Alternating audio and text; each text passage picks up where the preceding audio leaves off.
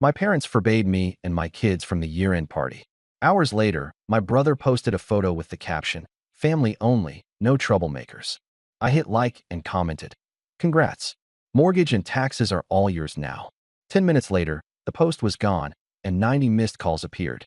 My name is Don. I'm 36, a screenwriter who's learned to outline chaos into acts because real life won't stick to script. I'm the older son, the one who makes stories while my brother, Mark, makes money. I live in a small place 2 blocks from my kid's school. 2 lunchboxes, 1 dented thermos with a dinosaur sticker, and a calendar that looks like a crime board. I write early, do school drop-offs, write again, pick up, reheat leftovers, bedtime, notes, pages, revisions. Repeat. It was December 29th, gray and wet, when the first punch landed. I was buckling my daughter in her booster when my phone lit up with a text from my mother. "Dawn, after discussing with your father, we think it's best if you and the kids skip the year-end party. It's family only this time. Less drama." I stared at the words. Family only. I looked at my 8-year-old's purple sneakers, muddy at the toes. My son, 5, hummed the Jaws theme in the back seat because he thinks it's a lullaby. I called my mom. She picked up on the 3rd ring like she'd been bracing for it. "Mom." Her voice was crisp. "Dawn, don't start. It's not about you. It's about tone. Your energy. The kids are loud. People need rest after a hard year. The kids are loud at a party? Don't take everything personally." Then my dad chimed in on speaker. Of course it was speaker. "Son, you know your mother's blood pressure spikes when there's tension. Let's keep the peace. We'll do something with just you and the kids later." Later, in my family means never. I kept my voice flat. "So it's family only. But not me. Not my children." A pause. The kind where you hear a small clink of a spoon in a mug. "You've been difficult," my mother said. "Always complaining about money, bills, deadlines. It's a celebration, not a committee meeting." "Okay," I said. Because if I said what I felt, my son would learn new words before kindergarten. I hung up. My daughter asked, "Are we still seeing Grandma?" "Not today," I said. "Grandma's tired." She nodded, processing. "Can we make our own party?" "Yeah," I said. "We can." 2 hours later, scrolling on the couch while the kids glued glitter to paper crowns, I saw my brother's post. My parents' living room. The string lights I put up last year still there. Mark in a new sweater, arm around our cousins, the table loaded. Caption: "Family only, no troublemakers." I felt the hit in my teeth. I didn't comment. Not yet. I just watched the little hearts pop and the comments roll in. "Gorgeous family. Love this tribe. Where's Dawn?" one aunt wrote. Mark replied with a winking emoji. "Probably writing drama." I set the phone face down. I breathed. Inhale. Exhale. Internal note. Act 1 is always the lie the family tells. I didn't start with drama. I grew up with it. My mother loves order. My father loves numbers. To them, love is an invoice. When I was 17 and got into a film program, Mom said, "It's a hobby." Dad ran a spreadsheet and found a cheaper degree I might consider. Mark, 3 years younger, had the easy grin, the varsity jacket, the charm. "He'll run a team by 30, Dad used to say. "Don will write about it," Mom added, like a punchline. We laughed because that was safer. I left at 19 with a backpack and a draft of a script called Wrong House. I worked nights, wrote mornings, then swapped. I learned to pitch with coffee breath and a knot in my tie. I learned that most doors open because you're willing to knock forever. I also learned that parents can be proud only in public. In private, they changed the subject. When I first started selling rewrites, I did what my family expected a good son to do. I helped. I paid Mark's parking tickets when they stacked up like junk mail. I covered the copay when Dad needed tests, and their great insurance turned out to be mostly vibes. When the water heater broke, I sent my assistant check, no questions asked. "We'll pay you back," Mom said. They didn't. "Family isn't about counting," Dad said. But it was. We just weren't the ones doing the math. Then I got married too fast and divorced too slow. 2 kids, 2 bedrooms, 1 car that squeaks when it turns right. The settlement was fair. The rent was not. I picked up every assignment I could. Punch-ups on comedies, a thriller that never got made but paid in installments that arrived like surprise weather. I stacked savings in a folder called Roof and Shoes because kids outgrow both at the speed of light. My parents called me for small emergencies. The property tax notice came. Dad would say in January, "Do we have to pay all of it? That dentist takes only up front. Your aunt needs help with her phone plan." It was never "Can you?" It was "Here's the account number." I kept receipts at first, then stopped, because the folder made me feel petty. I told myself I wasn't buying love, just buying peace. Mark never asked. He told, "Bro, spot me just this month. Bro, the interest rate is a joke. Bro, you're the writer, write it off." He called me bro, the way people say buddy, before they cut you in line. I said yes because I thought that's what older brothers do. Because I thought it was a season. Because I was tired and the kids needed shoes again, and saying no takes longer than saying yes when your phone rings in the cereal aisle. The first big turn came 3 years ago. Dad wanted to simplify their finances and put the house in a trust. He asked me to look at the papers. "It's all standard," he said. "Mark's friend drafted it. We just need a signature as witness." I read the doc between pickups, circled irrevocable, and texted Dad that we should slow down. He replied, "Don't be dramatic." Later that week, I found a photocopy in their kitchen drawer. My name, my signature, except I hadn't signed. Mom said, "We used the old copy you signed for the bank. Saves time." She said it like she found an extra coupon. I stared at the page. The ink line was clean. The loop on the D was wrong. My mother stirred sauce and didn't look up. "We're too old for mess," she said. "You know that." I didn't fight. Not then. I scanned everything, made a private folder, and moved a little further away inside my own chest. Then there was the year we floated you, as Mom calls it. Truth, the year I floated them. Property taxes went up. Dad didn't adjust his withholding. Mom decided retirement meant 2 vacations. I paid the shortfalls. "We'll settle at Christmas," Dad said. "We'll make a plan," Mom added. Christmas came with a ham and a photo. No plan. Mark got engaged that winter. Nice girl at first.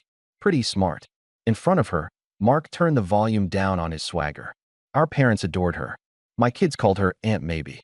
There was a shower and a registry and a speech where Dad toasted the son who keeps things moving. I clapped. I also picked up the venue deposit temporarily when the card had a fraud hold. After the engagement party, Mark cornered me near the coat rack. "Listen," he said, whispering like we were in on something together. "I know I'm behind. When my promotion hits, I'll square up. You know I will." "You owe me 6,000, I said quietly. He flinched like I'd used a slur. "Wow, you're really keeping score." "Yes." He rolled his eyes. "You're the one with the movie money." "It's TV, I said. "And it's rent." He patted my shoulder. "You get paid to make stuff up. I get paid to deliver. Everyone has a role." I went home and wrote 8 pages of dialogue where a brother tells the truth and the other brother listens. It read like science fiction. Then the year-end party tradition started to wobble. The first year, they forgot to tell me the time changed. "We thought you were too busy," Mom said. "The kids get cranky past 9, Dad said. Mark posted a photo at 8:07 p.m. I liked it and wrote, "Looks fun." Mom texted me, "Why did you make me look bad?" The next year, we were late because my son threw up on the steps. When we arrived with a clean shirt and ginger ale, Mom hugged the kids and didn't hug me. "You don't prioritize family," she said in the kitchen. "You prioritize your moods." My moods. The next draft of my life had fewer scenes in their house. But money kept pulling me back. Dad invented phrases like family float and interest of the heart. I invented phrases like boundaries and then broke them.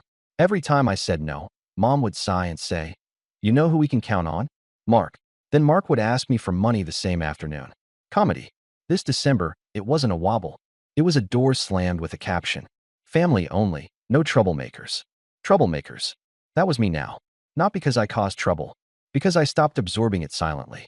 I didn't plan a confrontation. I planned a quiet evening with glitter and crowns in my daughter's playlist that plays the same 5 songs like it's a radio station run by squirrels. But then my aunt asked, "Where's Dawn?" Under Mark's photo. Then my cousin wrote, "Miss those kids." Then Mark joked, "They're practicing drama." I scrolled up to the top of the thread where Mom had texted, "Family only. Less drama." And I made a simple decision. If they wanted a script, I'd give them one. With receipts. With act breaks. With a clear third act choice. Keep the money or keep the performance of family. They couldn't have both. At 9:14 p.m., after the kids were asleep with paper crowns tilted over their eyes, I opened Mark's post. I tapped the heart. The blue thumbs floated. Then I commented, "Congrats, Mark. Looks amazing. Since it's family only, here's a family update. Mortgage, insurance, property tax, and interest of the heart are all yours now. I'm out." It was neat. It was almost gentle. It was the kind of line you can put on a t-shirt. Within 30 seconds, my phone buzzed. Then it jittered. Then it howled. Mom calling. Declined. Dad calling. Declined. Mark calling. Declined. Group chat. Dawn. Delete that.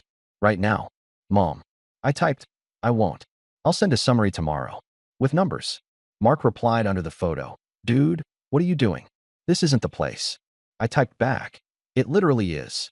Then I dropped 4 screenshots in the family chat, not in the comments, because I wasn't going to feed the crowd. The screenshots had dates, amounts, the little notes I wrote in the memo field like heater, root canal, ticket X3, deposit, tax shortfall Q2. 3 years, every transfer. I didn't add snark. I didn't add arrows. Just the numbers and the word cleared. Mom, you are humiliating us. Dad, this is not how adults behave. Mark, bro, take it down. People are seeing this. Me. Then stop saying it publicly. Silence for a minute. Then Dad tried to shift the script. If you needed help, you should have said. We would have organized. I laughed in my empty living room. Organized? With forged signatures? I typed. 3 dots. No reply. Mark went for the old move. What forged what? I sent the trust doc image with the wrong D loop. This. Mom called again. I let it ring. She texted, we can explain. I typed back. I don't need it explained. I need it stopped. Then I returned to the comment under Mark's photo and added one more line. Happy New Year. Boundaries start now. 10 minutes later, the post vanished. 10 minutes after that, my phone listed 90 missed calls. 90. Mom. Dad. Mom. Mark. Unknown numbers. Aunt Carol. Private. A text from my cousin. Yo, is everything okay? A text from my ex. Are the kids asleep? Do you need anything? A voice memo from Dad that began with son and ended with call me back like a man. I put the phone on do not disturb, sat at the edge of the couch, and listened to my apartment breathe. The kids turned in their sleep, and the paper crowns crackled on the pillows. I thought about the drafts I never turned in, the jokes I cut because they were too mean, the scenes where I gave characters grace because I wanted to believe people can change. I also thought about the word troublemaker, and how sometimes trouble is just the truth you finally say out loud. Morning hit with orange light on the blinds and a Lego under my heel. I made pancakes and cut them into shapes because that's how my son decides if food is food. I poured coffee and opened my phone. Ready for smoke. There it was, a message avalanche. Family chat with 146 on red. A separate parents-only chat that I had been added to at 2:11 a.m. titled Urgent. A direct message from Mark. We can fix this. Brunch. I scrolled first. That's my rule. Collect the beats before you pick a scene. Mom at 10:01 p.m. You love hurting me. You always have. Dad at 10:03 p.m. What are you, a bank? This is family. Aunt Carol at 10:07 p.m. Kids shouldn't be punished. Don, think of your mother's heart. Cousin Jana at 10:12 p.m. TBH, I didn't know you covered all that. That's a lot. Mom at 10:19 p.m. Jana, stay out of this. Mark at 10:22 p.m. Numbers are wrong. Me at 10:23 p.m. They're your numbers. Silence in the group for an hour. At 11:31 p.m., Dad posted a spreadsheet of his own. No joke. Projections. It had a tab called Expectations 2026. He had listed monthly contributions from Dawn next to utilities, HOA, and Netflix. In bold. I replied at 6:17 a.m. after pancakes. Delete that tab. Delete the assumption. Mom called. I picked up because the kids were laughing and the sound made me brave. She skipped hello. What was last night? Her voice was tight and small. You humiliated your family. You humiliated me first, I said. You banned me and my children from a party and called it family only. You called me a troublemaker. That was Mark's caption, she said quickly. You liked it, I said. She sighed. You read too much into things. I'm a screenwriter, not a mind reader. I read what's on the page. I kept my tone clean. Listen, this is simple. I'm not your ATM. I'm not your witness. I'm your son, and I'm a father. That means I have to model how to be treated. We never asked for much, she said. You asked for my name when you needed papers. You asked for my money when the taxes came. You asked for my silence when Mark needed to look like a hero. I took a breath. I enabled all of you because it was easier. That ends today. You're dramatic. I'm boring, actually. I'm saying no. She went quiet. Then softer. We'll pay you back. Good. I'll send a number. You can make payments like any other bill. No more Venmo from my end. No more we'll settle at Christmas. We'll settle on the 15th of every month. I'll send a simple invoice. You'll Zelle. If you're late, there's a fee. That fee will go into a college fund for your grandchildren. She sputtered. You would charge interest on your own parents? You charged interest on my sanity. I thought she'd hang up. She didn't. She cried. It was the careful crying, the kind where you can still speak between the lines. Your father tried his best. We just wanted you close. You wanted me useful, I said. That's different. You also called me difficult. And you know the forged signature wasn't okay. It wasn't forged. It was copied, she said, like that was a softer crime. Your father didn't want to bother you. It bothered me anyway. She was quiet again. Come by later, she said finally. We'll talk. No, I said. If you want to talk, you and Dad can come to my place at 2. No surprise relatives. No speakerphone. She exhaled in a way that said she would. Fine. I hung up. My daughter walked in with a crown made of new construction paper. Daddy, she said, does Grandma still love me? Yes, I said immediately. Because she needed that right now. Adults get confused. It's not your job. She nodded, satisfied for exactly 12 seconds, then asked for more syrup. At 2:05 p.m., my parents stood in my doorway like they were competing in the Olympics of disapproval. Dad's jaw was set. Mom had a folder. They looked smaller, somehow, in my messy living room with toys under the coffee table and a half-built castle on the rug. Where are the kids? Mom asked, craning her neck. At their mom's, I said. On purpose. We sat. Dad put his hands on his knees. Don, he started, you've made your point. Good. Here's mine formally. I slid 2 papers across the table. The first was a simple ledger of what I'd paid the last 3 years, totals at the bottom. The second was a new thing I wrote last night, family operating agreement. It was 2 pages. Clear fonts. Bullet points. Mom read the title and rolled her eyes. Oh, for heaven's sake. I kept going. 1. I will not be responsible for your mortgage, taxes, utilities, or any ongoing household expense. 2. If you have a true emergency, you will ask before the deadline, not after. 3. If I choose to help, we'll do it with a written plan and repayment schedule. 4. My name will not appear on legal documents without my consent. 5. Do not exclude my children from family events to punish me. They're not chess pieces. Mom tried to hand the papers back. We're not signing anything. You don't have to sign, I said. You just have to know these are the rules for interacting with me now. Dad scoffed. You think you can run the family like a writer's room? No, I said. But I can decide if I'm in the room at all. He looked at the ledger. He looked at the totals. He winced at one number in particular. This is exaggerated. It's not, I said. I can print the bank statements if the fonts make you nervous. He bristled. There's no need to be disrespectful. Respect is numbers plus behavior, I said. The numbers say I've been covering. The behavior says you pretend I haven't. Mom shifted tactics. We're proud of you, she said, a little too brightly. We brag about you all the time. Then stop mocking me when I'm not in the room, I said. And stop calling me a troublemaker. She looked away. That was Mark. As if on cue, Mark texted, You're insane. Then another, Come meet me now. I put my phone face down. Tell Mark to read the group chat. I'm not meeting him in a parking lot to be told I'm sensitive. Dad's shoulders slumped. I saw the outline of a tired man who'd been playing with broken rules so long he forgot rules existed. He ran a hand over his face. We didn't plan well, he said finally. We assumed you'd be around. I'm still around, I said. I'm just not on autopay. We sat in that stale air a minute longer. Then Mom did something I didn't expect. She opened her own folder and pulled out a greeting card I made in 3rd grade. It had glitter glue on it and my terrible drawing of our house. Inside was a line in pencil. I will always help you because you are my mom and dad. She placed it on the table like evidence. You promised, she said. I looked at my own handwriting. I felt a wave of tenderness and annoyance fight it out in my chest. I was 8, I said. I also promised to become a pirate. Mom's mouth twisted. Then she laughed, a small true laugh. It surprised both of us. Okay, she said. How do we do this, then? Like adults, I said. You tell me what you need in advance. I tell you what I can do. We write it down. If I say no, you don't punish me or my kids. If you say no, I don't punish you. But I have boundaries, and they're not negotiable. Dad nodded reluctantly. And the trust document. Redo it, I said. With a lawyer that isn't your friend's nephew. Without my name anywhere unless I'm in the room. He sighed. Fine. We shook on it. It wasn't warm. It was something else. Honest, maybe. After they left, Mark called 6 times. I didn't pick up. He sent a paragraph about public image and career optics, like he was managing a band. Then he sent the old line. I'll square up when my promotion hits.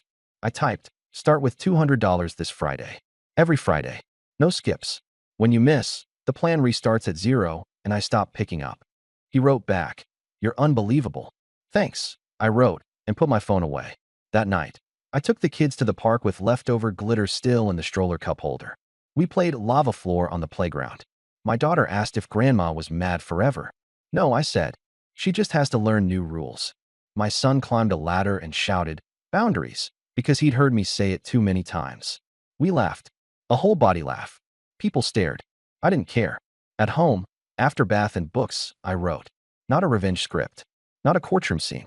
A small piece about a dad who stopped choosing peace that hurt and started choosing peace that heals. I kept the prose plain. I left the metaphors in the drawer. I let the truth stand up straight without a costume. At midnight, I checked the family chat one more time.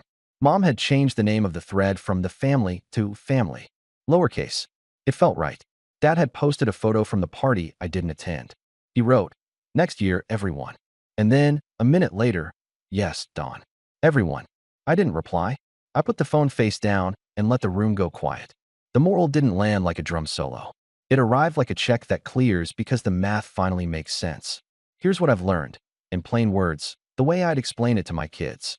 If someone bans you and your children from family only, they're telling you what family means to them. Believe them. Then decide what family means to you and act like it's true. If you keep paying for peace, you teach people that conflict is free and you'll cover the bill. Stop covering the bill. If someone forges your signature or copies it because they don't want to bother you, that is not love. That is convenience dressed up like care. Name it. Fix it. Don't laugh it off. If you're called a troublemaker for telling the truth, keep telling it. Trouble clears the air. My parents haven't turned into different people. They're just behaving differently with me because I changed the rules and stuck to them. The first Friday after our talk, Dad sent me $40 for gas. A start. Like he needed to practice the movement of giving back. Mom texted a photo of a handwritten budget she'd started. It was messy and real. "We're learning," she wrote. I wrote back, "Me too." Mark sent $200 on time. In the memo, he wrote, "Bite me." I didn't reply. The next Friday, he sent 200 again. No memo. The year-end party is a story now, not a wound. The caption is the caption. The comment is the comment. The post is gone. The calls were 90, and then they were none. The glitter washed out of the crowns. My kids slept like kids who know home is where their dad keeps promises to himself. I'm writing scenes that feel like a life I can live. I'm not a bank, a witness, or a sponge. I'm a father and a man and a writer who finally wrote his own boundaries like dialogue and then said them out loud. I won't be buying love or peace or an invitation ever again. I'll be paying for shoes and school plays and pancakes shaped like stars. And if there's a party with the caption, "Family only," I'll make our own. We've got crowns. We've got glitter. We've got rules on the fridge. We've got a front door that I open and close on purpose. I thought freedom would feel like slamming the door. It doesn't. It feels like locking it at night and sleeping well because the people inside are finally safe from the story that almost swallowed them. My name is Don. I'm a screenwriter. I won't let anyone edit me out of my own life again.